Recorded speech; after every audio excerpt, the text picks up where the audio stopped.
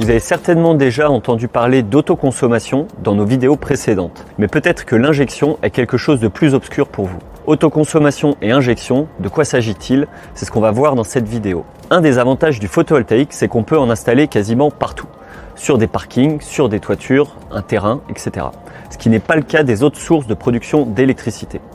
En particulier, cela permet de consommer directement sur place la production d'électricité. Par exemple, une usine qui va mettre des panneaux sur son toit ou son parking va pouvoir consommer elle-même sa propre production, sans passer par le réseau électrique. C'est ce qu'on appelle l'autoconsommation.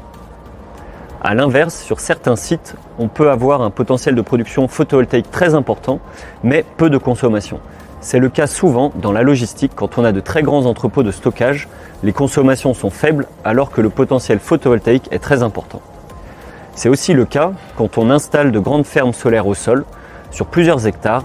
En général, cette électricité est destinée à être revendue directement sur le réseau électrique. Dans ces cas-là, on va faire de l'injection sur le réseau, c'est-à-dire qu'on va revendre l'électricité sur le réseau électrique pour qu'elle soit consommée par d'autres utilisateurs. D'ailleurs, comme l'électricité va au chemin le plus court, elle est souvent consommée localement dans la zone industrielle ou dans le quartier. L'autoconsommation et l'injection sont les deux modèles économiques sur lesquels le développeur solaire s'appuie pour trouver une rentabilité au projet photovoltaïque. Dans le cas de l'injection, c'est EDF OA qui rachète la production électrique et pour l'autoconsommation, c'est le consommateur qui utilise la production électrique. Voilà, j'espère que ces notions d'autoconsommation et d'injection seront désormais plus claires pour vous.